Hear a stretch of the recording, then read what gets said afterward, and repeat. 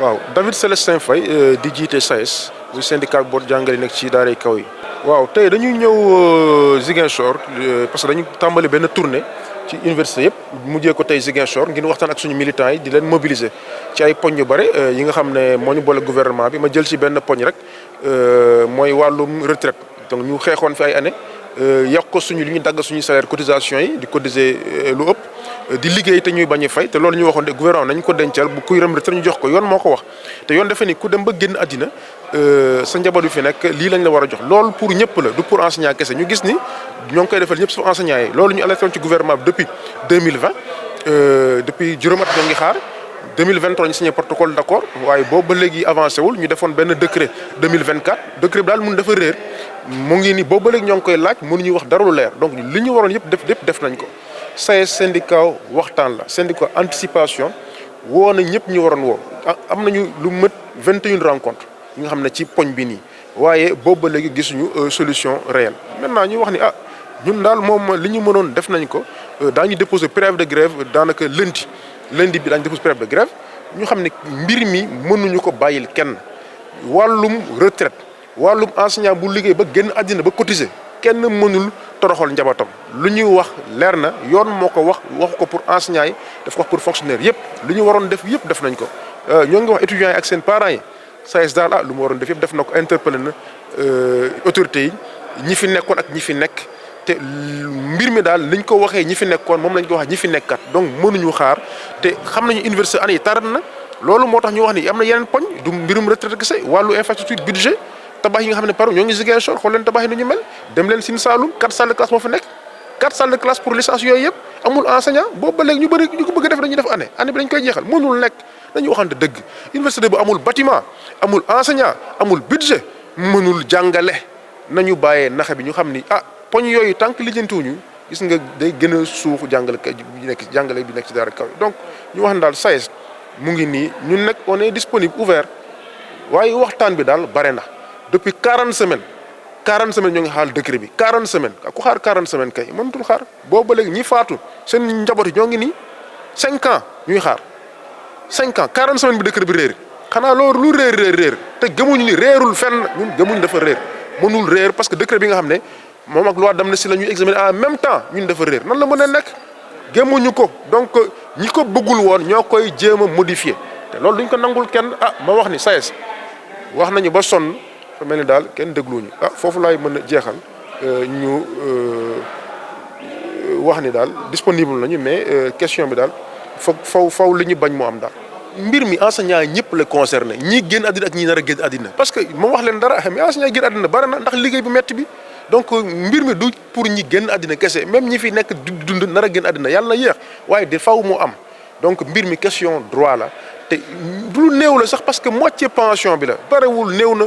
ministre des finances xam na montant yi donc ñun question droit bi foog naa ni daal du question de justice ak d'équité la am na yoo xam ne bëgguñu ko wax parce que dafa métti ci xol ñi génn àddina fa nekk fële tëdd fële mënuñu jóg pour xeex loolu ñun ñoo fi nekk te dañ ko xeex ba mu mën sëkk ñooñu mënuñu jóg ñëw de ñun ñi fi nekk ñaañ ko xeex ba mu mën sëkk parce que duñ ko may kenn.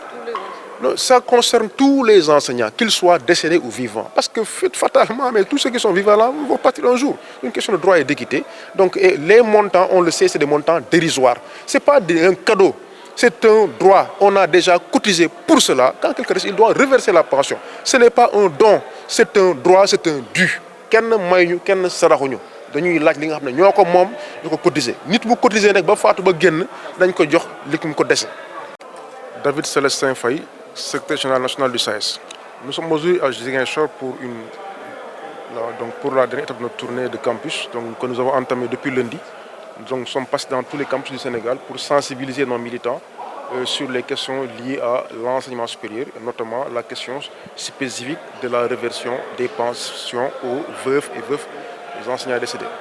Donc, comme vous le savez, le SAES a accepté, les enseignants ont accepté de travailler plus, de cotiser davantage pour une meilleure retraite.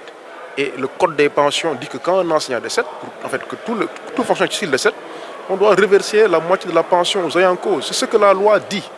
Nous avons, depuis 2020, nous attendons que ceci soit respecté. Donc depuis 5 ans, nous attendons à ce que le gouvernement respecte cette loi. Depuis 2023, nous avons signé un protocole d'accord et qui devait être matérialisé. Et voilà plus de 40 semaines que nous attendons à ce que le gouvernement daigne sortir ce décret-là qui a été examiné, adopté en Conseil des ministres en février 2024. Nous ne pouvons pas les 40 semaines que nous attendons. Je pense qu'aujourd'hui, nous allons déposer finalement un préavis de grève dès ce lundi pour que justement la justice soit rétablie pour les veufs et veuves des enseignants décédés. Nous avons alerté toutes les autorités, nous les avons interpellés sur la nécessité à apaiser le système en bien sûr veillant à respecter ces droits-là que la loi nous confère quant à la réversion des pensions. Tout a été fait, malheureusement, nous n'avons pas été entendus. Chaque fois où il y a eu du dilatoire, cette question-là, donc je pense que le SAES a atteint ses limites. Nous allons entamer dès ce lundi, déposer un préavis de grève et ensuite entamer la lutte. Parce que je pense qu'on a fait tout ce qu'on devait faire. Maintenant, c'est à l'État d'assumer ses responsabilités et de reverser les pensions. Puisque nous avons cotisé plus, nous avons accepté de travailler sans être rémunérés, il faut que les familles des collègues décédés en bénéficient. Donc cette question, elle est non négociable, comme je l'ai dit, elle est irrévocable et donc nous n'accepterons pas que l'on puisse profiter de la perte, en tout cas estimée d'un décret pour pouvoir remettre en cause un accord qui est au plus de haute lutte. C'est inacceptable pour nous les enseignants, en tout cas pour le SAES. Nous travaillons avec l'État du Sénégal. Nous avons tenu plus de 21 rencontres depuis 2022. Je pense qu'on a tenu 21 rencontres, on a eu différentes interpellations, mais vous l'avez vu, le ministre a fait un communiqué pour dire que cette question-là sera prise en charge par le gouvernement. Le communiqué, il est bien là, mais nous attendons.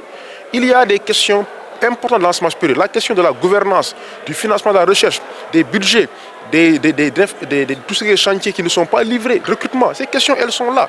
Elles sont là, elles n'ont pas été prises en compte. Donc je pense que cette question de décret ne va faire que polluer l'atmosphère et les années sont décalées, que personne ne nous accuse si jamais, bien sûr, on ne rattrape pas l'année. Donc l'année est déjà décalée, il nous faut mettre en œuvre les moyens, voies et moyens pour rattraper l'année. Malheureusement, le gouvernement ne va pas dans ce sens puisque la question qui est posée, une question d'une simplicité élémentaire, reverser aux veufs et veuves des enseignants décédés ce que les familles ont cotisé avant le décès. Il n'y a que ça. Donc je ne pense pas que ce soit bien difficile. Donc nous dégageons toute responsabilité sur ces questions-là. Et nous appelons, nous interpellons l'opinion publique, nationale et internationale, les étudiants, pour leur dire le SAES a fait tout ce qu'il devait faire. Tout ce qu'il devait faire en termes de sensibilisation, de médiation, vraiment de compréhension, mais sur cette question de dignité, d'équité, de justice, elle est non négociable. Oui, mais c'est quelque chose que nous encourageons parce que l'université ne doit pas être fermée. Elle doit ouvrir pour qu'on puisse justement travailler. Elle est ouverte maintenant, mais les chantiers ne sont pas livrés. Mais le problème revient au même. Regardez les chantiers qui sont là, je pense que les questions, elles sont là. Que les étudiants soient là ou pas, les chantiers, s'ils ne sont pas livrés, les budgets ne sont pas suffisants, s'il n'y a pas de d'enseignants, le problème demeure le même.